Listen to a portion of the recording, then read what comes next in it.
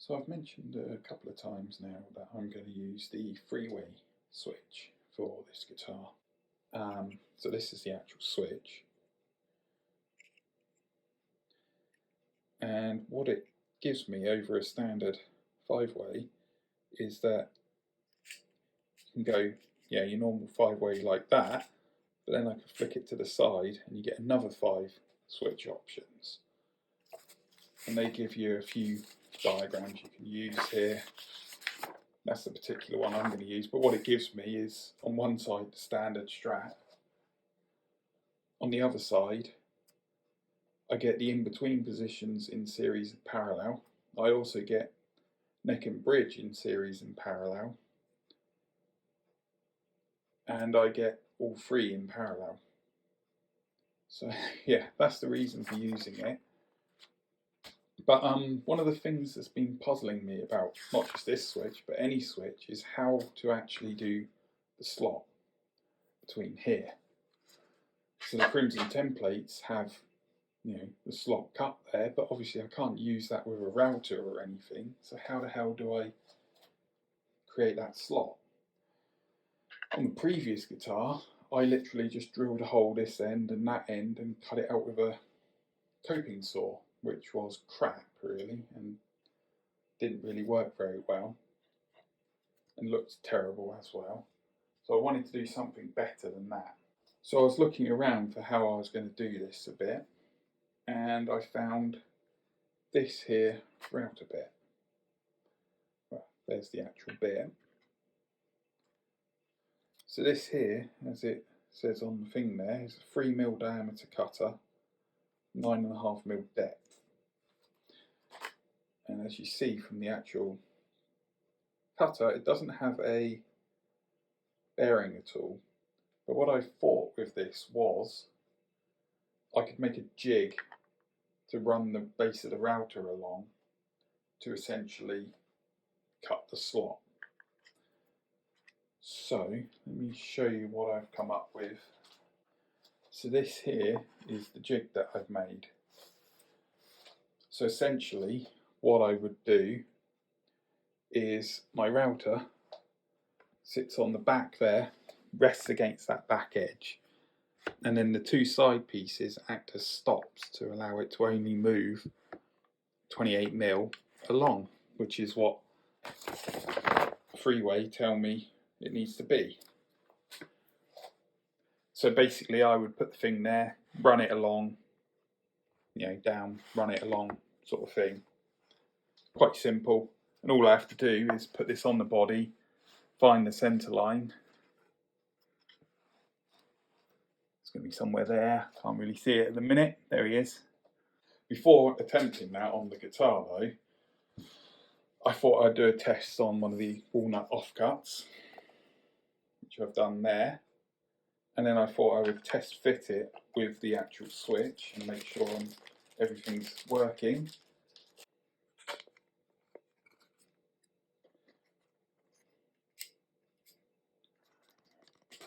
So one of the slight issues I've come across is that these screws are not quite long enough to actually catch the thread on the inside of the switch. So I've ordered some, I don't have any of this particular size, so I've ordered some off of Amazon, which will be in a couple of days. But essentially the switch works fine.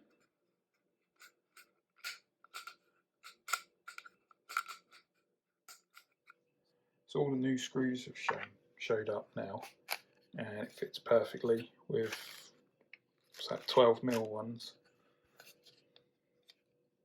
held securely. Works perfectly both sides, all good.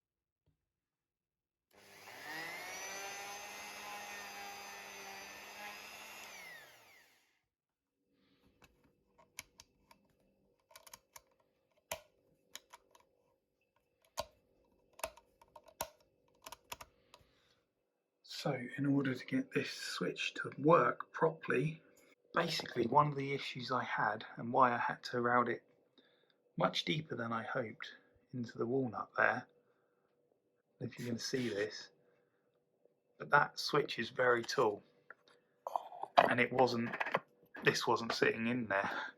As it is, I'm going to have to flatten this out to match the back here.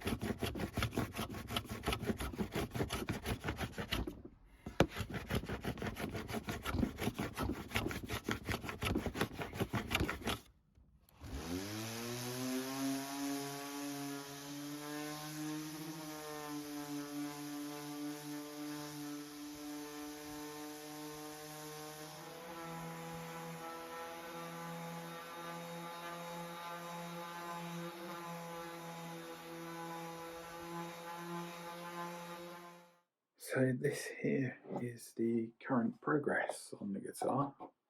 I've made quite a lot of progress in this episode. So as you can see, the cavity covers are, I haven't put this one on, but there we go. They're both fitted. This one is very snug, a little bit too snug maybe. Might need to sand that a little bit more.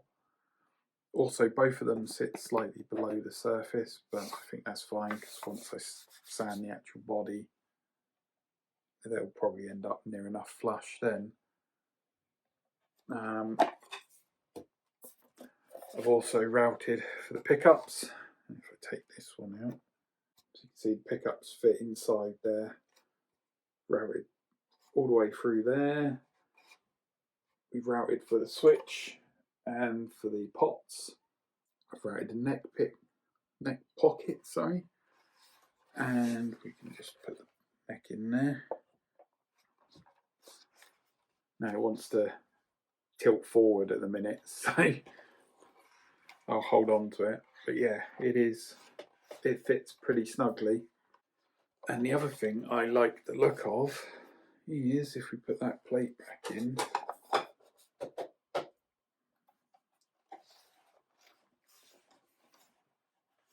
I like the way this has turned out with the skunk stripe in the neck there being mirrored by the black limber here. I like the way that looks against the ash. Yeah, it's all coming together pretty good here. One thing I wanted to point out is that whilst I'm editing the video at the minute, I believe there will be a shot of the neck cavity and the pickup cavity with the holes from the Forstner bit. Now, I didn't have any footage of that because I actually did that work at a local makerspace facility using their drill press, because essentially my drill cannot cut with those Forstner bits or anything above like around 12 mil or so. It just won't work. And in the next episode I'll be doing more work down there, so yeah, I'm not sure how much I'll be able to film there and if it'll end up being a slideshow of some photos. I'm not sure. We'll see what happens when we get there, I think.